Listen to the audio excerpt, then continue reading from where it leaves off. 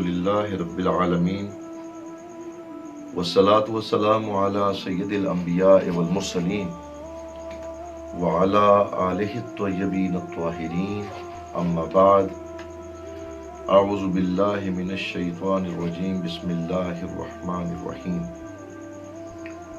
حضرت جابر بن عبداللہ انصاری رضی اللہ تعالیٰ عنہ آپ سے روایت ہے، آپ فرماتے ہیں کہ فرمایا نبی کریم علیہ الصلوۃ والسلام نے کہ دو چیزیں لازم کرنے والی ہیں۔ کسی نے عرض کیا کہ یا رسول اللہ صلی اللہ علیہ وآلہ وسلم کہ وہ لازم کرنے والی کون سی دو چیزیں ہیں؟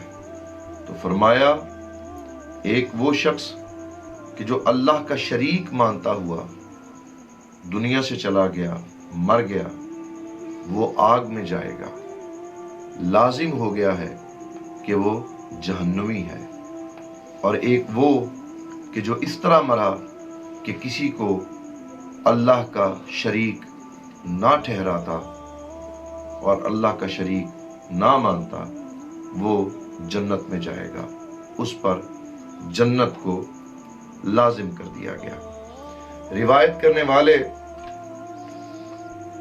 جناب حضرت جابر، آپ کا نام جابر ابن عبداللہ، کنیت بھی آپ کی ابو عبداللہ ہی ہے، انصاری ہیں اور سلمی ہیں، مشہور صحابی، بہت بڑے محدث، نبی صلی اللہ علیہ وآلہ وسلم کے ساتھ 18 غزووں میں شریک رہے، بدر میں بھی ساتھ تھے، آخر میں شام اور مصر میں آپ کے عام پذیر ہوئے، آخری عمر میں آپ نابینا ہو گئے تھے، تقریباً 94 سال کے قریب، 94 ایئرز اولڈ آپ عمر پا کر سن 74 ہجری میں آپ کا وصال مبارک ہوا اور جنت البقیع میں آپ کا مزار پر انوار ہے۔ مدینہ طیبہ میں آقا علیہ السلام کے آپ آخری صحابی ہیں۔ اس حدیث پاک میں اللہ تعالیٰ کے اذن سے، کیونکہ اجماع کے نزدیک عمل بذات خود واجب نہیں کرتا، بلکہ اللہ کا ارادہ یعنی انسان کی دو صفتیں با ارادہ الہی سزا و جزا واجب کرتی ہے۔ اس کا بیان انشاءاللہ آگے آتا ہے۔ یعنی کفر کرتا ہوا، جس کی ایک قسم شرک بھی ہے، جیسے دہریہ، موحد، ہندو، آریہ، یہ سب جہنمی ہیں، اگرچہ مشرک نہیں۔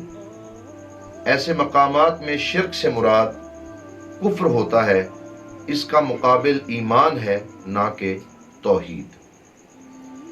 ہمیشہ کے لیے جیسے بھٹی میں کوئلہ، یعنی مومن مسلمان ہو کر، نہ کہ صرف موحد ہو کر، ورنہ شیطان مشرک نہیں، موحد ہے مگر جنتی نہیں ہے۔